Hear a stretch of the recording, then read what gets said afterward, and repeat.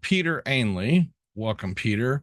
And Peter is a great friend that I've met during. Well, it's been a few months. I'm not going to try to put years on it, but it hasn't been years, but it's been a few months. So, Peter is the founder of LS Global, Leadership Operating System Global. You can correct me later, Peter. He's passionate about creating dynamic, agile organizations and led by leaders. So Peter is 25 years in engineering and leadership project management. He knows what it takes to lead a team, even through the chaos of the world. And he and his partners and executive leaders globally have created executive teams, and they are closing the leadership skills gap. So welcome, Peter, to the stage. Thank you, Dan. It's actually leadership optimizing system, but that's okay. We'll leave it there. Thank you for the correction. I knew I messed that up as soon as I said it, and I'm like, that's not it. But you know what? Peter will tell me what it really is. So thank you so much. No worries, and I'm going to reflect on something you just said. So without leadership, we have chaos in the world. Oh, wait, isn't that exactly what we have right now? To achieve success in any endeavor, it requires some leadership. So we're leading others to achieve a goal or to achieve a vision. So, but all that actually starts with leading self first, from the inside out. So what does that actually mean, lead yourself first? Many believe that leadership is about other people, controlling them, telling them what to do. I mean, it's hard work. It's frustrating. It causes many of them sleepless nights. It causes a lot of stress. But, you know, some people will eventually achieve some level of success following this broad road. Sound about right? I think a few people can relate. I've seen it. So let me share with you something, maybe enlighten you here. As a kid throughout school, I was bullied and made fun of. I ended up isolating myself. As I started my working career in engineering and project management, I somewhat blundered my way through life. I went with the flow, the tides, the to's and fro's, whatever society threw at. Looking back, however, I was like a cork bobbing up and down on the waves of life. But it took some hard knocks against some pretty large rocks and some failures of many types to realize that if I didn't change how I did things, to start leading myself and setting the sights of my life true in order to achieve my aspirations and dreams, success was going to be rather elusive. So I've got a few questions for you, and you can jot those down to answer them later. Are you aware of your own thoughts, your beliefs that govern and control you? You know, those that were formed in childhood. This is going back to what Sebastian was talking about. Do you even know what sabotages you, all that you do, that you seek to achieve, but maybe fall short, or worse, you know, you don't do out of fear? What are your thoughts telling you? Are you good enough? You don't deserve success, maybe? What's your level of mental fitness? Are you aware of your strength? Or are you just attempting to do whatever it is you're doing, finding it challenging, maybe difficult, uncomfortable, frustrating, and maybe you feel like, yeah, this is so not you? No, but I'm not talking about a personal SWOT analysis here for a moment. I'm talking about understanding who you are innately, your God-given strength and abilities, your identity. So what values do you run and operate your life by? Yes, we know character and integrity, but what about other more holistic values like authenticity, excellence, freedom? How often have you struggled to effectively communicate with your own family members? Not to mention colleagues and employees and things like that, and thinking they must be stupid or something because they don't understand you. Well, it's obviously clear to you.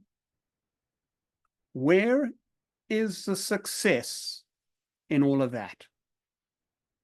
Ever wondered why this disconnect? Ever wondered why you erupt in anger when your teenager retorts a comment back to you and you're ready to blow your lid like Old Faithful? I was leading large teams back in my engineering days, big projects, tight deadlines, having to get support and buy-ins from numerous stakeholders, getting people to perform. Didn't always work as smoothly for me as I would have liked. That's when things started finally coming to my conscious attention. How was I showing up in my life and business? I wasn't leading myself, and it required me to really get to grips with who I was as a leader first. So my question to you is, who are you? And I'm being serious here. Who are you on the inside? Why do you show up the way you do? Do you know your strength, your saboteurs, your values, how you innately communicate, who God created you to be? What is your identity? Do you know? And now I'm not talking about your gender or cultural identity or anything like that. I'm talking about knowing who you are, what your strengths are, your values are, your mental fitness level is, and so on. What are you aligned with and what are you not aligned with? And are you able to recognize when you are out of alignment? Lee mentioned that. This is the beginning of the inside out stuff. There is a definition for leadership.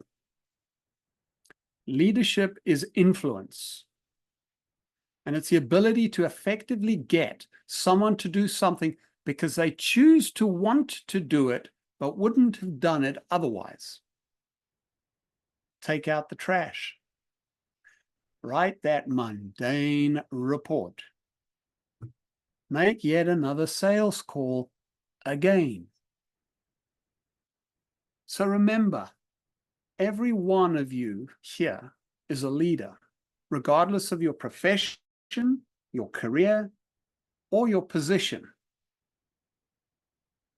So, the more you are self-aware and rebuild this foundation on which you build your leadership, the more effective your leadership will be. The more successful you will be in life. A lot of the speakers have covered a number of things that are foundational to this.